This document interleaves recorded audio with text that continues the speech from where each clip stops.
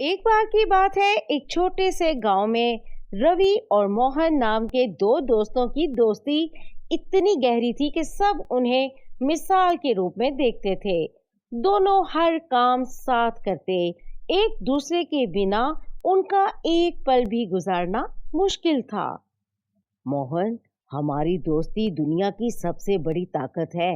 मैं तो सोचता हूँ कि इस दोस्ती में कभी कोई दरार नहीं आ सकती। बिल्कुल रवि, हम दोनों तो एक दूसरे के बिना अधूरे हैं। जैसे तुम्हारा सुख मेरा सुख, वैसे ही तुम्हारा दुख भी मेरा दुख है। रवि और मोहन की दोस्ती देखकर सब लोग हैरान होते थे, लेकिन रवि को अंदाजा नहीं था कि मोहन के मन में कुछ और ही चल रहा है। रवि का घर कितना बड़ा है, उसके पास कितनी जमीन है, और मैं तो बस एक छोटे से घर में रहने वाला हूँ। क्या रवि सच में मेरा दोस्त है? क्या मैं उसकी दोस्ती का फायदा उठा सकता हूँ? मोहन की दोस्ती के पीछे अब लालच आ गया था। वो रवि की प्रॉपर्टी और धन दौलत को अपना बनाना चाहता था।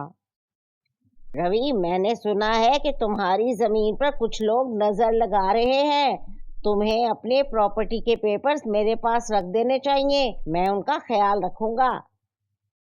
हाँ मोहन, लेकिन क्या ये ठीक होगा?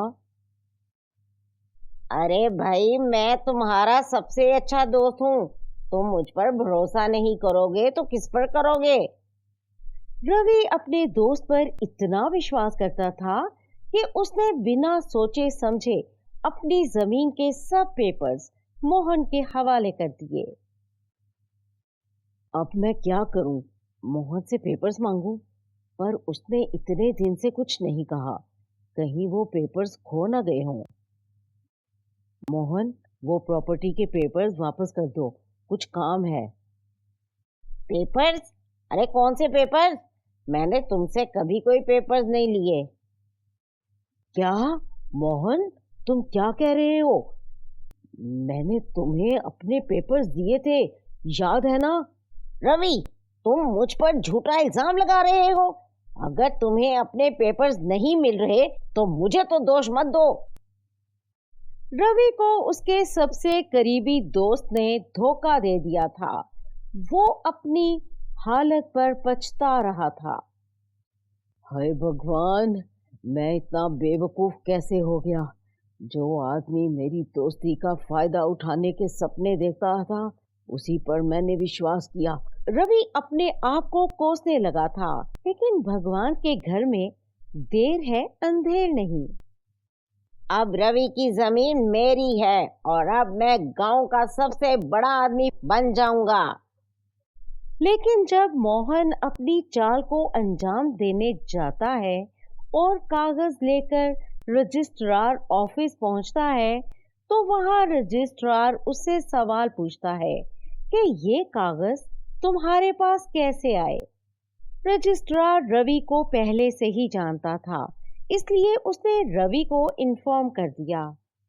रवि को जब सच्चाई पता चलती है तो वो मोहन का सामना करता है। मोहन को देखकर शर्मिंदगी होती है कि उसकी लालच की वजह से उसकी दोस्ती खत्म हो गई है। रजिस्ट्रार के सामने सच्चाई उभर कर आती है और मोहन की सारी चालें फेल हो जाती हैं। उसकी इज्जत गांव में गिर जाती है और कोई भी उस पर विश्वास नहीं करता। मोहन अपनी गलती समझकर रवि से माफी मांगता है। रवि उसे माफ तो कर देता है, लेकिन उनकी दोस्ती वैसी नहीं रह पाती। मोहन अपनी गलती के कारण अपना विश्वास और अपने दोस्त को खो बैठा।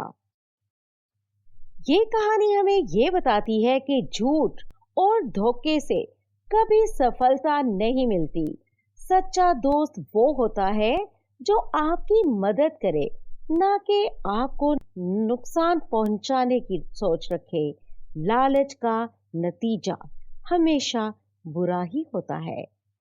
इस कहानी में मोहन की इज्जत और दोस्ती का जो नुकसान होता है, वो जिंदगी में सबसे बड़ा नुकसान होता है।